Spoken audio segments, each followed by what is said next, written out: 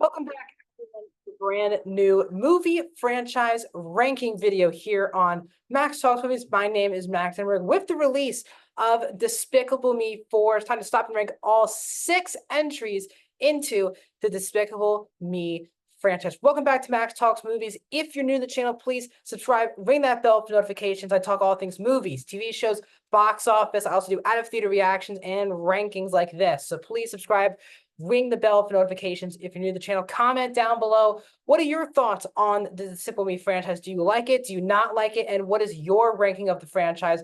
I love having these fun discussions with you guys on your rankings in the comment section. My ranking is just my ranking. Let me know yours in the comment section down below. Also, please like the video, the thumbs up button. That's how you support this channel. So without further ado, let's get into the ranking of all 6 entries in the Despicable Me franchise. I have already done full reviews of 2 of the movies on this list since the channel started. Starting out at number 6 for me is easily the first Minions movie.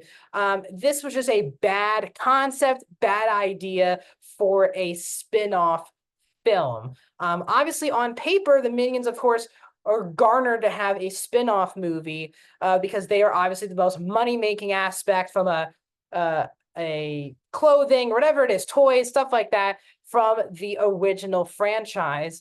And it obviously made sense. The Minions were the most popular characters that Illumination had. They're even the intro for Illumination's logo.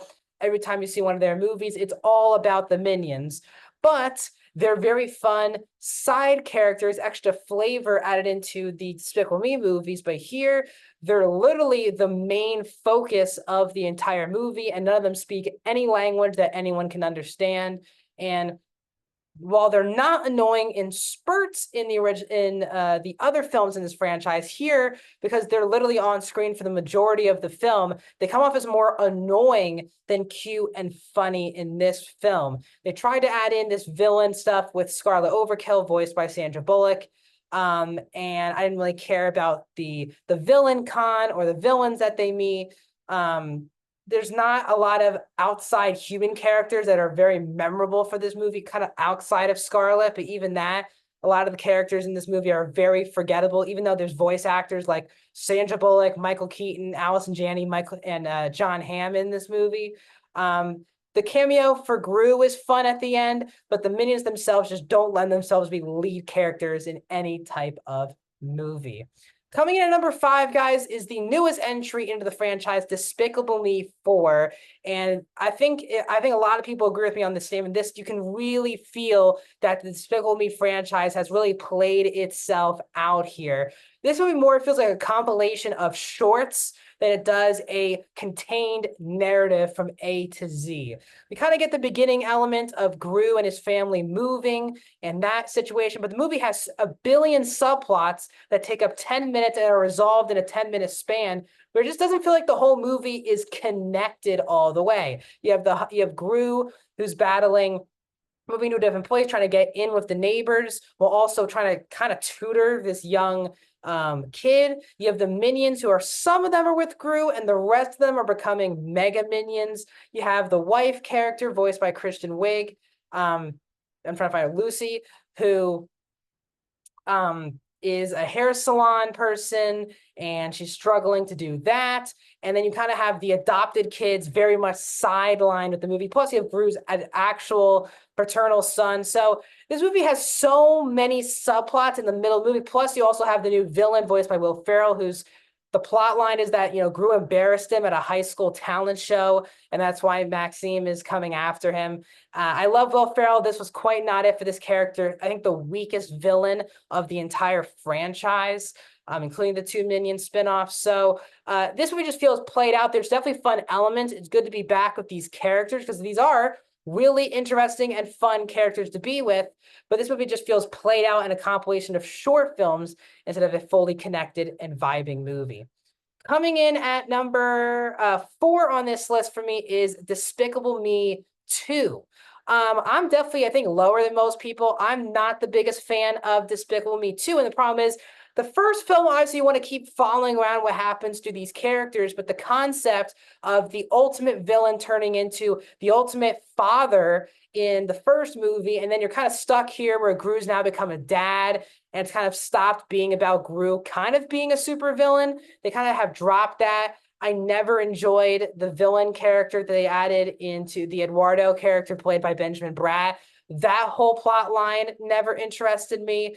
Of like the minions being, powered up, I'd say this is probably the best use of them in the main franchise. A Minion spin-off movie, which I'm about to talk about, did the best job with that. But still, they added Lucy for Gru to have a romance. And again, the more, there's other things going on, the less we have of the Gru with his adopted kids, instead of us following with a new romance and a new villain.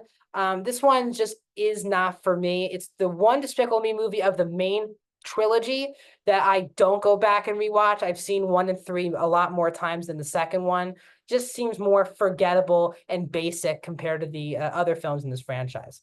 Coming in at number 3 for me is Minions: The Rise of Gru, which I don't think is a, first of all, a total upgrade over the first Minions film. And obviously it helps that Gru, even though we're in a prequel situation, Gru is back as one of the lead characters. Now, the Minions are still very much center focused, but they're not in the movie as much because there's Gru with his plot line, and Gru actually wants to be a villain in this movie. It's kind of the first time in the entire franchise where he is basically a villain from start to finish. Now, yes, he is captured by bigger villains, one of them voiced by Taraji P. Henson, who's very interesting. I like the dynamic between Wild Knuckles, who was voiced by Alan Arkin.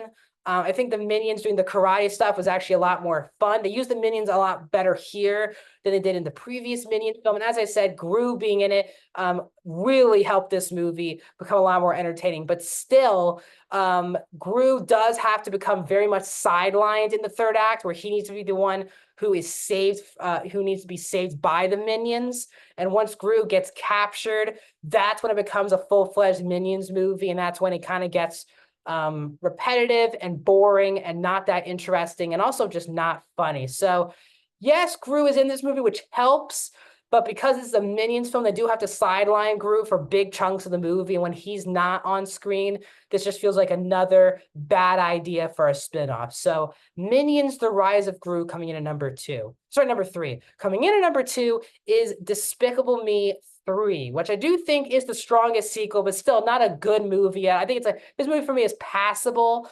There's 2 key reasons why this is for me the best of the sequels or spin-offs of the Despicable Me franchise.